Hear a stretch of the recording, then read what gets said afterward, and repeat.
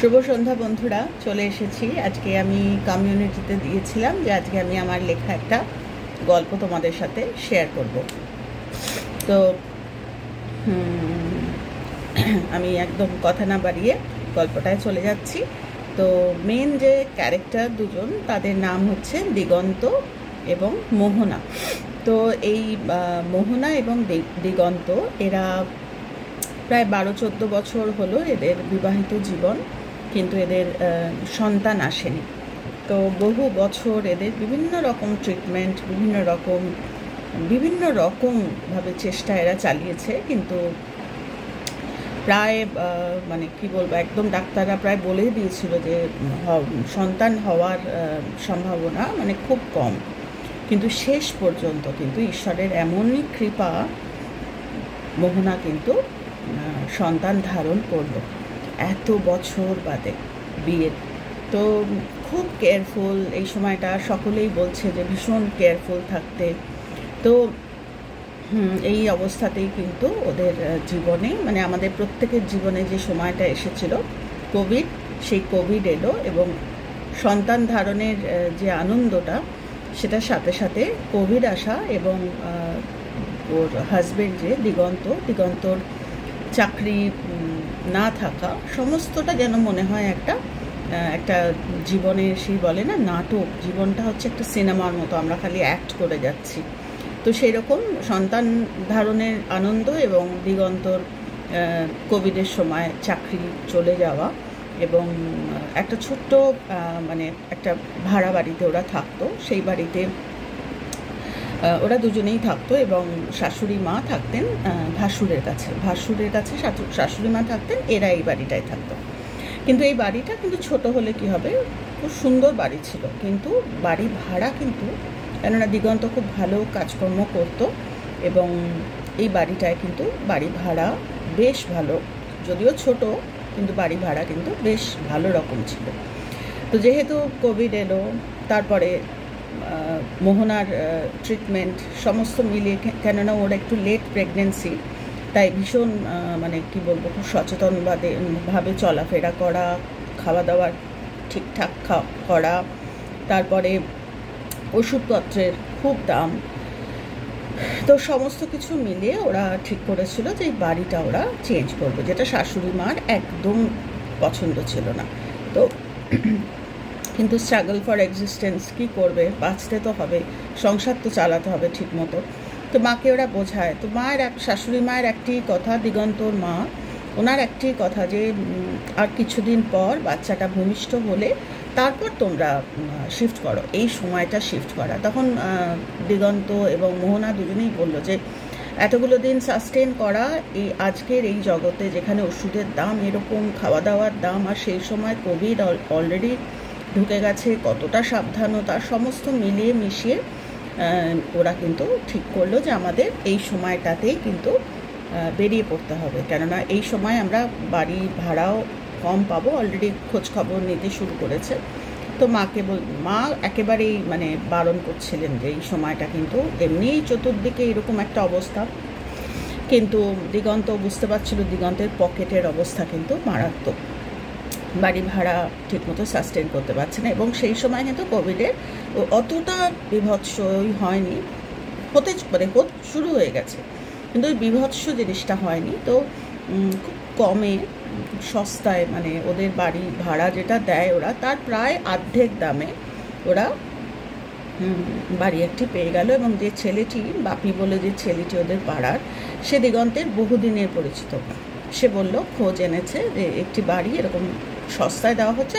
সব থেকে বড় কথা, ওটা ঠিক কি বলবো, ওটা ঠিক ফ্ল্যাট বাড়িও নয়, আবার বাড়িও নয়, মানে আলাদা আলাদা একটি 3তলা বাড়ি, যার আলাদা আলাদা ফ্লোরে এদের 3তলার ফ্ল্যাটটা খালি আছে। এবং এরা এখানে থাকে না, এরা দিল্লিতে থাকে, কেউ থাকে না এখানে, মানে 3তলার ফ্ল্যাটটা এরা থাকবে এবং বেশ বড়, মানে ওরা দিগন্ত ছেলেটির সাথে গিয়ে দেখেও এলো। তো ভালো কথা। এবার ফোনে যা কথা, তা কেননা দিল্লি থেকে এখন বাড়িওয়ালারাও আসতে পারবে না, কোনোভাবেই কোনো যোগাযোগের ব্যাপার নেই, শুধু গুগল মিটে ওরা কথা বলেছিল এবং বাড়িটা কিন্তু ভদ্রমহিলা বললেন, বাড়িটি ভদ্রমহিলা মানে বাড়িয়ালির নামে, কিন্তু বাড়িয়ালি থাকে দিল্লিতে ছেলের কাছে। এবং বাড়িয়ালি বললেন যে আমার আমি বাড়িটা, আমরা তো কোনো দিন আর কলকাতায় ফিরবো না, আমাদের কলকাতায় ফেরার কিছু নেই, আমরা এখানেই, আমি ছেলের কাছেই থাকবো, ছেলের সব চাকরি বাকরি এখানেই, আমি বাড়িটি বিক্রি করার চেষ্টা করেছি, মানে বিক্রি করার আমার প্রায়োরিটি, আমি বিক্রি করে দিতে চাই বাড়িটি, তো তোমরা যদি কিনে নিতে পারো আগামী। তখন দিগন্ত বললো যে আমার পক্ষে বাড়ি কিনে নেওয়া সম্ভব না, তবে মাসিমা আপনি যদি বলেন, যদি আপনি ভালো খরিদার পান আমাকে একটু আগে জানাবেন, আমি চেষ্টা করব। তখন উনি বললেন যে না, এখন তো কোভিড, এখন এই সময় কিছুই না, তোমরা চলে এসো। তুমি করেই কথা বললেন, কেননা গুগলে দেখলেন না, ছোট মানে দিগন্ত অনেক ছোট, যে বাড়িয়ালি অনেক অনেক সিনিয়র। উনি বললেন এরকম কথা, এবং বাড়ি ভাড়া মানে খুবই সস্তা, কারণ এদের টাকা পয়সার খুব একটা প্রয়োজন নেই, বাড়িটি পড়েই আছে, রক্ষণাবেক্ষণ হবে এরকম একটা ব্যাপার। তো বাপিকে খালি ওই 1 মাসের একটু মানে 1 মাসের কি বলে সালামি বা যাই হোক, ওই 1 মাসের বাড়ি ভাড়াটা দিতে হবে। তো সেটা বাপির সাথে কথা হলো যে আমি 1 মাসে তো পারবো না, তুমি তো আমার অবস্থা জানো, আমি 2 বারে তোমাকে টাকাটা দিয়ে দেবো, আর এই শিফটিংয়ের যা খরচ। তো যাই হোক, শাশুড়ি মা তো শুনে একটু খচখচ করছিলেন, কিন্তু কিছু করার নেই, কোভিড তখনও বিভৎসভাবে, যে কোনো দিন বিভৎসভাবে হবে, লকডাউন হয়ে যাবে, সেই অবস্থাতেই এরা এই মেয়েকে মানে মোহনাকে নিয়ে দিগন্ত নতুন বাড়িতে চলে এলো। খুব খোলামেলা, খুব সুন্দর বাড়ি। এবার কথা হচ্ছে যে দিগন্ত কিন্তু অলরেডি কাজের চেষ্টা করছে, সবই করছে, তো তখনও পর্যন্ত মুখে মাস্ক লাগিয়ে একটু বেরোনো, একটু চেষ্টা চরিত্র করা। তো বউ তো একা থাকবে না, তো ও শালি মানে তোমার মোহনার ছোট বোন, সে এখন সব কলেজ টলেজ সব বন্ধ, সে এসে থাকবে দিদির কাছে। তো এইভাবেই মোটামুটি ব্যবস্থা করা হলো, বাড়িঘর মোটামুটি গুছিয়ে টুছিয়ে সমস্ত নিয়ে টিয়ে ভদ্রমহিলা সব ব্যবস্থা করেই দিয়েছিলেন, লোক লাগিয়ে পরিষ্কার টরিষ্কার করেই দিয়েছিলেন। আর বাপির সাথেও কথা হয়ে গেল, 2 মাসে টাকাটা দিয়ে দেবে, এবং ওরা শিফট করে গেল সুন্দরভাবে। এবার বাড়িতে ঢুকে ওদের কথা ছিল যে শাশুড়ি মা এইসব ব্যাপারে ভীষণ পার্টিকুলার, বাড়িতে সত্যনারায়ণ পুজো না করে তোমরা ঢুকবে না, সেই কিন্তু তখন এমনই একটা অবস্থা, মানে পুরোহিতরাও বাড়িতে আসতে চাইছে না। তো শেষ পর্যন্ত ঠিক হলো যে ট্যাক্সি করে গিয়ে মাকে, শাশুড়িকে দাদার বাড়ির থেকে মানে মোহনার ভাসুরের বাড়ির থেকে গিয়ে মাকে নিয়ে আসা হলো। দিন 3 মা থাকবেন, মাই এখানে একটু নম করে একটু পুজোর ব্যবস্থা করে দিয়ে মা বেরিয়ে যাবে। তো মাও এলেন, মানে শাশুড়ি মাও এলেন, শালিও আছে, সবাই মিলে বেশ একটু জমজমাট মতো, তাতে মোহনারও মনটা একটু ভালো লাগে, নতুন বাড়িটা খুব খোলামেলা, প্লাস সব থেকে যেটা বড় কথা, ছাদটা এরা পায়। এবার কথা হচ্ছে যে 2তলা, যে 3তলা বাড়ি, এরা 3rd ফ্লোরে থাকে, মানে 2nd ফ্লোর রাদার, মানে 3 তলায় এরা থাকে, এবং মাঝখানের যে ফ্লোরটা সেটা তালা বন্ধ। এবং এমন একটা টাইমে ওরা বাড়িটা চেঞ্জ করলো, তখন কিন্তু খুব একটা আলাপ পরিচয় করা, লোকের সাথে কথা বলার কোনো সিন নেই তখন। তো সেই অবস্থায় ওরা বাড়ি চেঞ্জ করে, এবং জানতে পারলো যে নিচ পোর্শনটা খালি, তলায় একদম নিচের ফ্ল্যাটে একজন মা, এই বাপি জানালো যে মা এবং মেয়ে থাকে, মেয়ে চাকরি করতো, এখন তো কোভিডের জন্য সবই আস্তে আস্তে বন্ধ হয়ে যাচ্ছে, তো মা আর মেয়ে থাকে, এবং ওরা নাকি খুব একটা মেশে টেশেও না। তো ভালো কথা।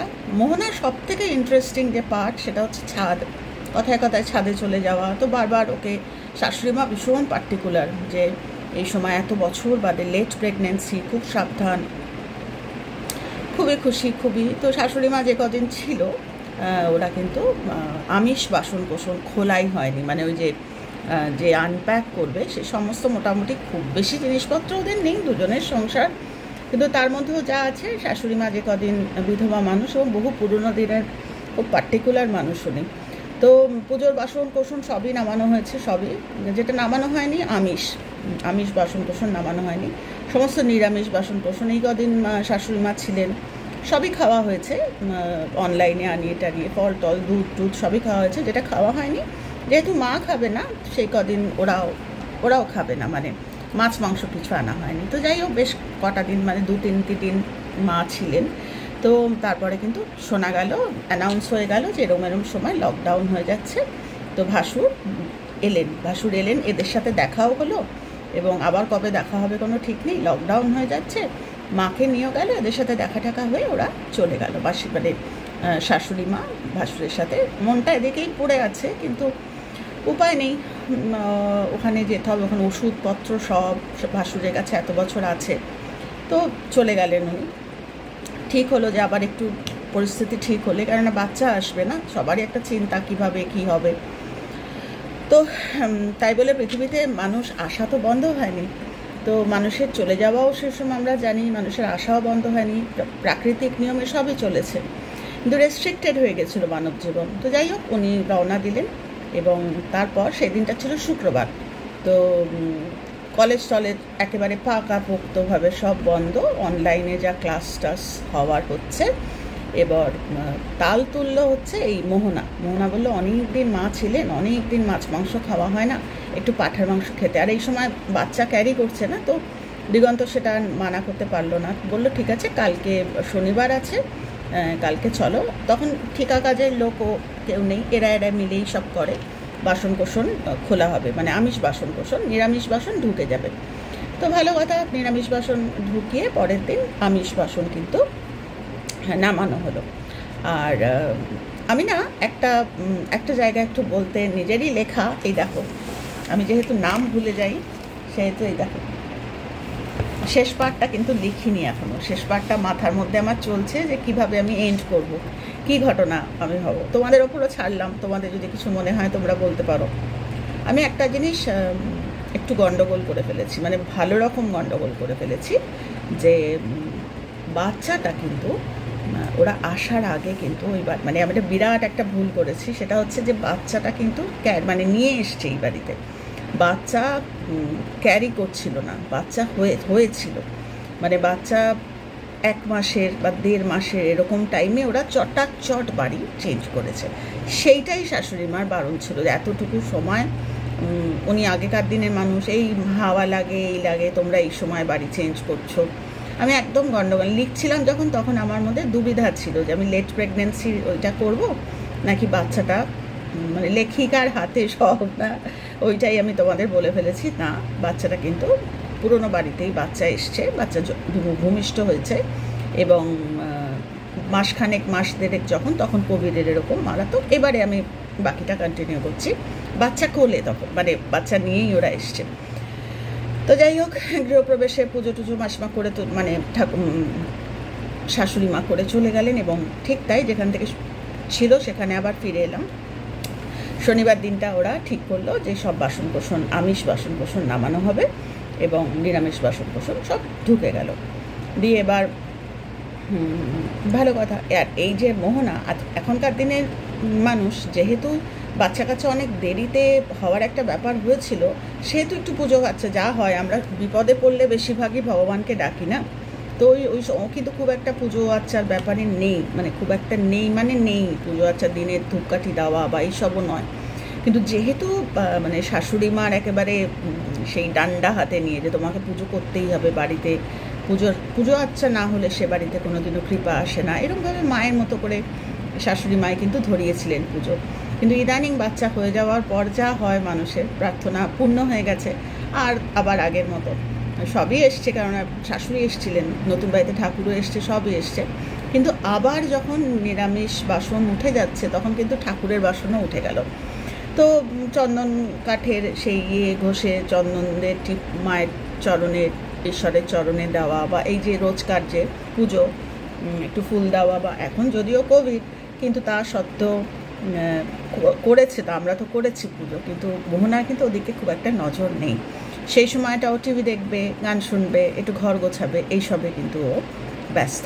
তো যাই হোক, নিরামিষ বাসনের সাথে সাথে ঠাকুরের বাসনও সব উঠে গেল। এবার নামলো হচ্ছে আমিষ বাসন। ভালো কথা, প্রেশার কুকার থেকে শুরু করে সব, পাঁঠার মাংস আনানো হলো, সব হলো, প্রায় শনিবারই রান্না করে খেয়ে ফেলে, কিন্তু শাশুড়ি মানা করে গেছেন যে শনি মঙ্গলবার দিনটা বাচ্চার যতদিন বোধহয় অন্নপ্রাশন বা মুখে ভাত ওরম হবে, মেয়ে বাচ্চা হয়েছে, অন্নপ্রাশন বা মুখে ভাত হবে, ততদিন তোমরা নিরামিষটাতেই থেকো, ওই শনি মঙ্গলবার দিনটা আমিষ খেও না, এরকম একটা রিকোয়েস্ট। তার ছেলে বললো যে এতটাই দিন যখন খাইনি, তাহলে শুধু আর আজকে কেন করছো শনিবার, কালকে চলো, কালকে আমরা খাবো। তো ভালো হলো, সকালবেলা দিগন্তর কাছে বাচ্চা দিয়ে 2 বোনে মিলে রান্না বান্না হলো, খাওয়া দাওয়া, বেশ টিভিতে বেশ মজা করে অ্যাকশন মুভি দেখা, এই সেই হলো।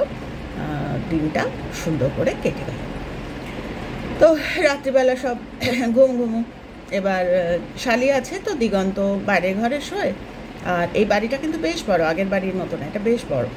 তো দিগন্ত বাইরে ঘরে শোয়, টিভি দেখতে দেখতে ও সোফাতেই ঘুমিয়ে পড়ে। যে কদিন শালি আছে এটাই ঠিক হলো। আর শালি শোয় দিদির কাছে, বাচ্চাটার কাছে। বাচ্চাটা মাঝে শোয়, দুপাশে দুজন শোয়। তো বেশ অনেকটা রাত চোখটা টিভি দেখতে দেখতে, খবর শুনতে শুনতে দিগন্তর চোখটা বন্ধ হয়েছিল। বাইরে মারাত্মক বিদ্যুৎ চমকাচ্ছে, প্রচণ্ড বাজ পড়ছে, প্রচণ্ড বৃষ্টি নামলো। তো ঘুমটা ভেঙে গেল। ঘুমটা ভেঙে গিয়ে আস্তে করে উঠে পর্দা টর্দাগুলো সরিয়ে, জানলা টালনা বন্ধ করে, বাচ্চাটার ঘরে গিয়ে সমস্ত জানলা টালনা দেখে এসে আবার সোফায় একটু টান হয়েছে। মানে টান হয়েছে কি হয়নি, রান্নাঘরে সেই বীভৎস আওয়াজ, একদম সেই মানে ঘর ঘর ঘর ঘর করে সমস্ত যেন কেউ ফেলে দিচ্ছে, মানে বাসন কোসন করে, মানে সাংঘাতিক অবস্থা, এরকম আওয়াজ। সেই আওয়াজ শুনে ও তো সবেমাত্র সোফায় বসেছিল একটু শোবে বলে, মানে ধর্মর করে উঠেছে, বাচ্চাটা কেঁদে উঠেছে। ওই শালি, যে নামটা আমি এখনো ঠিক করিনি, তো ধরো শালির নাম দিলাম তিন্নি। আমি লিখে রাখি, কেননা কালকে যখন আবার বলবো তখন অন্য নাম বলবো। কেননা এরকম আমার পাবলিশারের কাছে আমি কিন্তু খুব বকা খেয়েছিলাম। একজন বয়স্ক পাবলিশার, উনি আমায় একবার বেশ বকেছিলেন যে হ্যাঁ, গল্পে শুরু করেন আপনি এক নাম দিয়ে আর শেষ করেন আপনি দুবারই, আপনাকে এরম দেখলাম, এটা কেন হয়? আমি তো ভুলে যাই নাম, তো লিখে রেখেছি। তিন্নি হচ্ছে, তিন্নি নাম দিলাম শালির। সবাই লাভ, তিনি মোবাইলে কিছু করছিল, বাকিরা সব ঘুমাচ্ছিল, ছোট বাচ্চাটিও ঘুমোচ্ছিল, তার মাও মোহনাও ঘুমোচ্ছিল। সবাই তো লাফিয়ে উঠে, সেই মানে বাচ্চাটা কাঁদছে, বাচ্চাটাকে কোলে নিয়ে কোনো মতে গিয়ে বেরিয়ে দেখছে দিগন্ত রান্নাঘরের মধ্যেই সেই অদ্ভুতভাবে একটা দাঁড়িয়ে আছে। ওরা যেতেই ওদের দিকে তাকিয়ে বলছে দেখে যাও কি অবস্থা। ওরা রান্নাঘরে যখন ঢুকেছে দেখছে সমস্ত বাসন কোসন মাটিতে ছড়ানো করে, ঝড় বৃষ্টি হয়েছে তো সব ঝড়ে।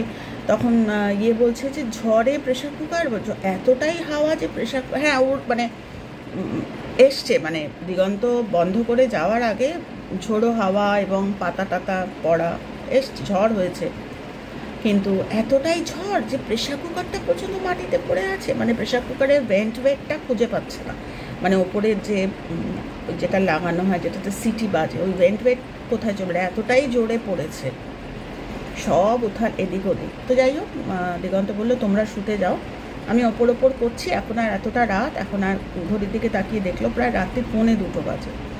তো বললো এখন তোমরা শুতে চলে যাও, কালকে তোমাকে কিছু করতে হবে না, আমি আর তিন্নি মিলে, তিন্নি করবি তো? বললো হ্যাঁ হ্যাঁ করবো, কোনো অসুবিধা নেই। তো জামাইবাবু আর শালি মিলে পরিষ্কার করে ফেলবে, এখন তোমরা শুতে যাও। তো রান্নাঘরের দরজাটা টেনে দিয়ে ওরা বাইরে চলে এসছে।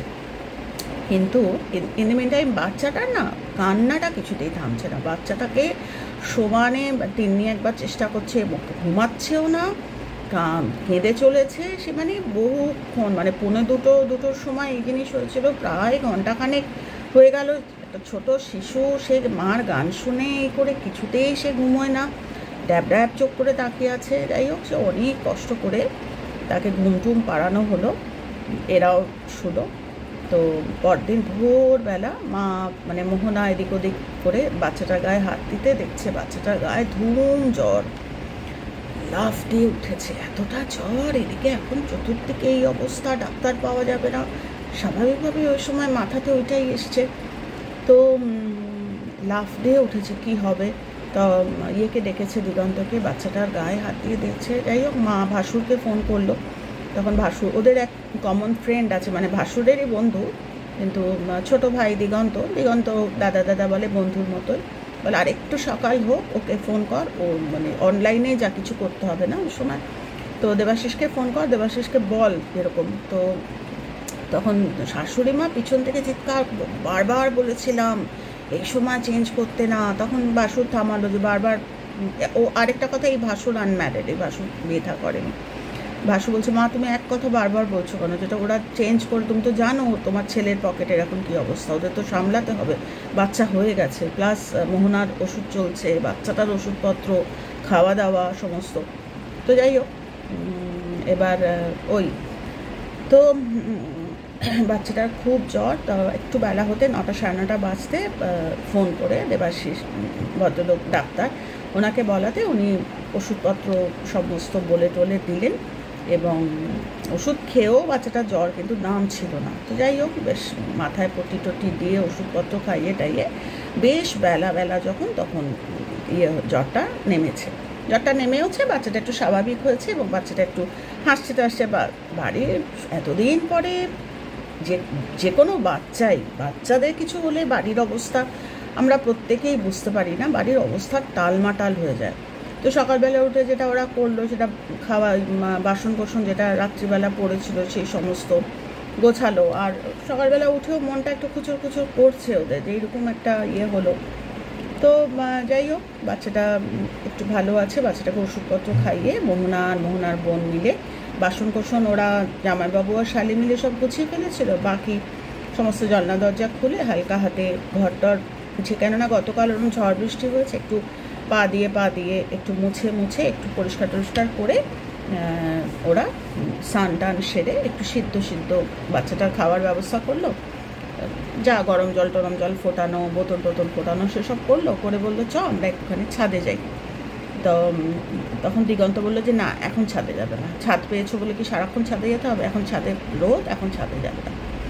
তো যাই, তাহলে কখন যাবে না, বিকেল যখন রোদটা পড়ে যাবে তখন তো যেও ছাদে। আর মা বলেছে বাচ্চা নিয়ে খুব একটা ছাদে যেও না, কি সন্ধ্যের পরে হাওয়া লাগে এই লাগে, মা বলে দিয়েছে না করলেই ভালো হয়।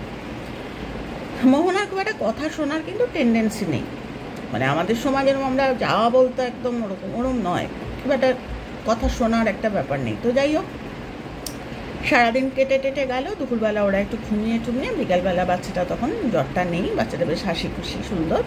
বাচ্চাকে নিয়ে ওরা ওপরে ছাদে গেছে দুই বোন মিলে, এবং ছাদে গিয়ে বেশ ছোটোবেলার কথা দুই বোনের একবার বাচ্চাটাকে কোলে নিচ্ছে, একবার মা কোলে নিচ্ছে, একটু গান টান হচ্ছে, করতে দিগন্ত নিচে অনলাইনে কিছু কাজ করছে।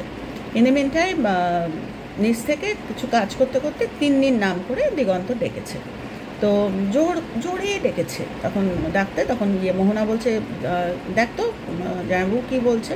তো ওপর থেকেই উঁকি মেরে বল, তুমি আমায় ডাকছো, কোনো উত্তর নেই। তখন মোহনা বলছে জানিস তো, এরকম উত্তর না দিলে তার মানে রেগে গেলে না উত্তর দিতে চায় না, মানে ডাকছে, অনেকক্ষণ থেকেই বোধহয় ডাকছে, তুই যা আমি এখানে আছি, তুই আয়, তারপর আমরা নিচে একসাথে নামবো, সন্ধে হয়। তিনি তখন নিচে গেছে বলতে নিচে নেমে গেছে জামাইবাবুর কাছে। ইন দ্য মিনটাইম এই মোহনা ওপরে বাচ্চাটাকে নিয়ে বসে আছে, একরাশ আবার ঝোড়ো হাওয়া, কথা নেই বার্তা নেই, মানে সে তেড়ে একটা ঝোড়ো হাওয়া এলো। তো বাচ্চাটাকে না ও এত কাঁথা দিয়ে মুড়িয়ে, তখন কিন্তু বেশ সন্ধে হয় একটা তেড়ে একটা হাওয়া এলো। তো বলে তখন কোনো হাওয়া টাওয়া ছিল না, হঠাৎ করে তেড়ে একটা হাওয়া আসাতে ও আর বসেনি, মাদুরটাকে একটু নিচু করে, বুকের মধ্যে বাচ্চাটাকে নিয়ে মাদুরটাকে একটু নিচু করে, মাদুরটাকে পাশে একটা জায়গা আছে সিঁড়ির ঘরে, ওইখানে রেখে ও যখন নিচে নামছে তখন নিচ থেকে তিন্নি উঠছে, পিছনে দিগন্ত দাঁড়িয়ে, ওই ডাকিনি তো। বলছি যে এতক্ষণ ধরে চিৎকার করে তিন্নির নাম করে, বললি না আমি তো ডাকিনি তিন্নিকে। বললে আমরা স্পষ্ট শুনলাম, ইয়ার্কি মারছ এরকম। বলছি না, বিশ্বাস করো আমি ডাকিনি তোমাদের, কেন ডাকতে যাব। তো আবার একটা আনক্যানি একটা যে আমরা দুই বোনেই আমরা ভুল শুনলাম, যে নিচ থেকে ডাকলে তুমি তিন্নিকে। আমি আরও বললাম যে নিশ্চয়ই রেগে গেছে তাই উত্তর দিচ্ছে না। বলছে না বিশ্বাস করো, আমি তো কাজে এনরস্ট, মানে একদম কাজ, এতটাই ঢুকে আমি কাজ করছি, ডাকার কোনো জায়গাই নেই। আর এটা আমার পাশে, তোমরা ওপরেও গেছো, আমি 1 কাপ কফি করে নিয়ে বসেছি, ডাকার কোনো জায়গাই নেই। তো যাই হোক, ছাদের দরজা লাগিয়ে নিচে চলে এলো। সন্ধ্যা হয়ে গেছে, আবার সেই দিগন্ত টিকটিক করে, তোমাদের বললাম যে সন্ধে অবধি করো না। আর এইটা না বলেই নি দিগন্তকে যে এরকম একটা ঝোড়ো হাওয়া উঠেছে, কিছু বলেই নি। তিন্নিকে বললো জানিস তো এরকম হঠাৎ করে কোনো কথা নেই বার্তা নেই, তিনি বলল তোকে বারণ করেছে জেঠিমা যে তুই কেন শুধু শুধু তাহলে এতক্ষণ থাকলি, তুই যখন দেখবলে না বিশ্বাস কর যখন জ্বরটা এরকম এসছে তেরে একটা ধুলোর জ্বর, আমি সাথে সাথেই মাদুর গুটিয়ে মাদুরটা রেখে ওকে নিয়ে নেমে এসছি। তো যাই হোক, এবার বাচ্চাটাকে নিয়ে এসছে, বাচ্চাটাকে নিয়ে খাটের মধ্যে শুয়ে ওরা দুই বোন ওখানে কথা বলবে, রাত্রিবেলা একটু খাওয়া দাওয়ার জোগাড় করবে। আমি এখানেই কিন্তু আজকে গল্পটা রাখছি। তো বাকি আবার কালকে যে কি ব্যাপার হলো, আদৌ কি কিছু ব্যাপার হলো নাকি এটা একেবারেই স্বাভাবিক, মানে ঝোড়ো হাওয়া বা একদম স্বাভাবিক কোনো একটা প্রাকৃতিক কোনো একটা নাকি ওদের জীবনে কোনো একটা টার্নিং পয়েন্ট আসতে চলেছে। তো আমি আজকে এখানেই রাখলাম। আজকে কত তারিখ? আর একটা দিন বাকি। তো কালকে কিন্তু আমার, তোমরা সবাই জানো আমার বেসিক হচ্ছে আমি কিন্তু লেখালেখি করি এবং আমার লেখাটা একটা বেসিক জায়গা। তো বছর শুরুও করি আমি লেখা দিয়ে, মানে একদম ছোট শিশু বয়সে যারা আমার চেনে তারা জানে, একটা বগল দাবা করি একটা খাতা, বছরের শুরুতেও আমি লিখি, বছরের শেষেও আমি লিখি, যাতে সারা বছর আমি কিন্তু লেখাটা কন্টিনিউ করতে পারি। তো বয়স হয়েছে তো কী হয়েছে, স্বপ্ন তো থাকেই, কল্পনা তো থাকেই।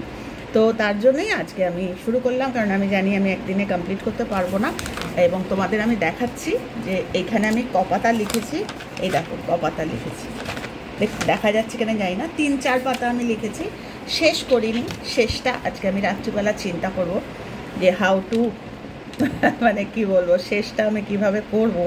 দুটো জিনিস মাথায় চলছে, যে কোনো একটা বসাবো, বসিয়ে এটাকে আমি কমপ্লিট করব এবং তোমাদের আমি কালকে শোনাবো। তাহলে আমাদের আর বছরের শেষ দিনটাও আমার লেখা হলো, আর বছরের শুরুতে তো লিখবো। তো এই হচ্ছে ব্যাপার, খুব ভালো থেকো। তো আমরা দেখব কালকে যে দিগন্ত এবং মোহনার জীবনে কি প্রাকৃতিক কোনো কারণে এরম হলো, একদম নেচার ওয়াইজ ঝড় উঠেছে নর্মাল, নাকি ওদের জীবনে কোনো টার্নিং পয়েন্ট আসতে চলেছে। তো এখানেই রাখলাম, খুব ভালো থেকো তোমরা সবাই। আর 31 তারিখ আগামীকাল খুব সুন্দর করে সিদ্ধান্ত নিয়ে সুন্দর করে চলো আমরা কাটাই, যাতে আমাদের সারাটা আগামী 365 দিন আমরা যেন খুব সুন্দরভাবে একটা বেস্ট পসিবল সেলফ নিয়ে জীবনটাকে কাটাতে পারি, যে জীবনে প্রত্যাশাটা একদম কম থাকবে। আমরা নিজেদের ওপর ভরসা করব। কেন আমরা শুধু শুধু ভাববো যে ও আমায় এটা দেবে, ও আমাকে এরম বলবে, ও আমায় ভালোবাসবে, তা কেন? চলো নিজেরাই নিজেদের ভালোবাসি আর নিজেরা নিজেদের গুরুত্ব দিই, সেটাই বড় কথা। তো খুব ভালো থেকো তোমরা, কালকে আসবো এই গল্পের শেষটা নিয়ে। টাটা।